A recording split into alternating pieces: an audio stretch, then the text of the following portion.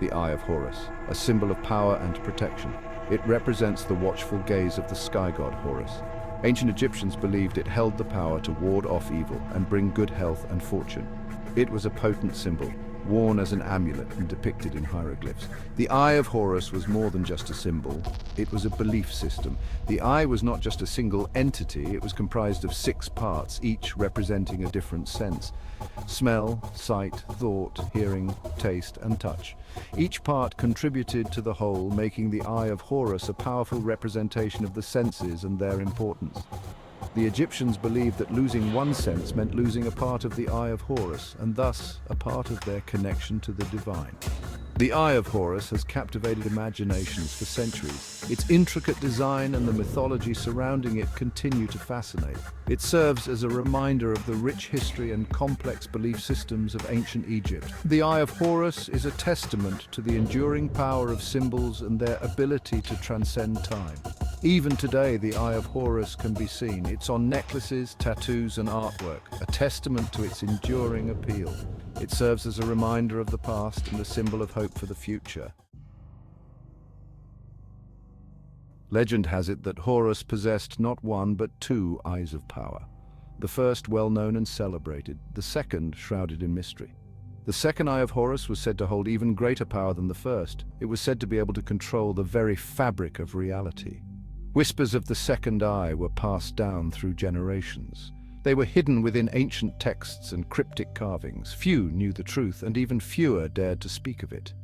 The existence of the second eye was a closely guarded secret. It was protected by those who understood its true potential for both good and evil. Some believed the second eye to be a myth, a tale to frighten children and keep them from straying from the path. Others believed it was real. They dedicated their lives to finding it. They were driven by the promise of unimaginable power or the noble pursuit of knowledge.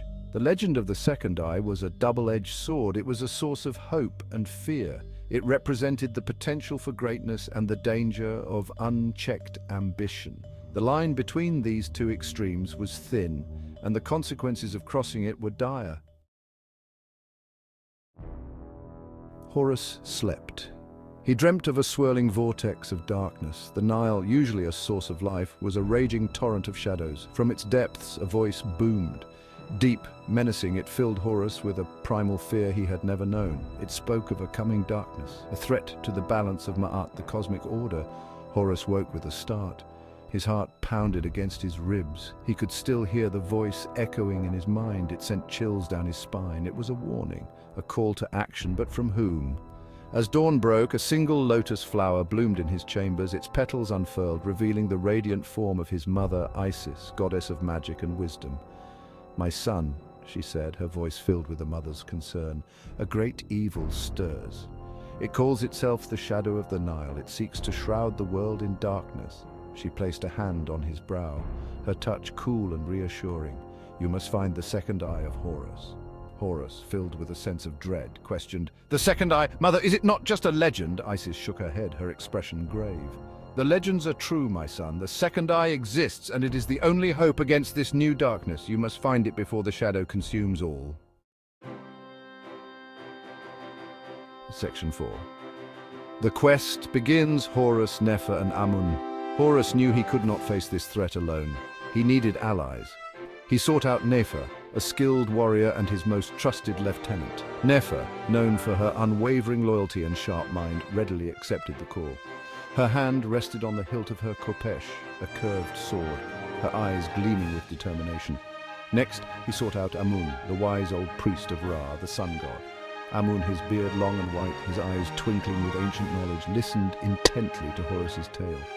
He agreed to join the quest. He knew the path forward would be fraught with danger. He would need all his wisdom and faith to guide them. Together, the 3 set out. They journeyed south, following the flow of the Nile. Their felucca, a traditional Egyptian sailboat, cut through the water. The wind billowed in their sails, carrying with it the weight of their mission. Their hearts were heavy, yet their resolve was firm. They would find the second eye. They would stop the shadow. They sailed past towering temples and bustling cities. They crossed vast deserts and navigated treacherous rapids. Each challenge tested their strength and their bond, but they pressed on, driven by the urgency of their mission. The fate of Egypt and perhaps the world rested on their shoulders. Section 5. The Labyrinth of Thoth, Puzzles of the Mind. Their journey led them to the Labyrinth of Thoth, a sprawling maze built by the god of wisdom himself. It was said to hold countless secrets and perhaps a clue to the location of the second eye. The labyrinth was a marvel of ancient engineering. Its towering walls were adorned with intricate hieroglyphs and cryptic symbols. Horus, Nefer, and Amun stepped through the towering archway that marked the entrance. The air grew heavy, thick with the weight of centuries of knowledge and magic. The labyrinth's silence was broken only by the sound of their own footsteps echoing through the stone corridors. They encountered puzzles that challenged their minds and tested their patience. They deciphered ancient riddles, solved complex mathematical equations, and navigated optical illusions.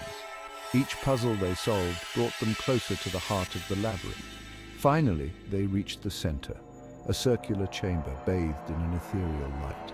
In the middle stood a single pedestal upon which rested a scroll. Amun, his voice trembling with age and excitement, unrolled the scroll. He read aloud the ancient prophecy, his words echoing in the vast chamber. When the shadow of the Nile rises and darkness threatens to consume the light, the second eye shall awaken in the hands of those who are pure of heart.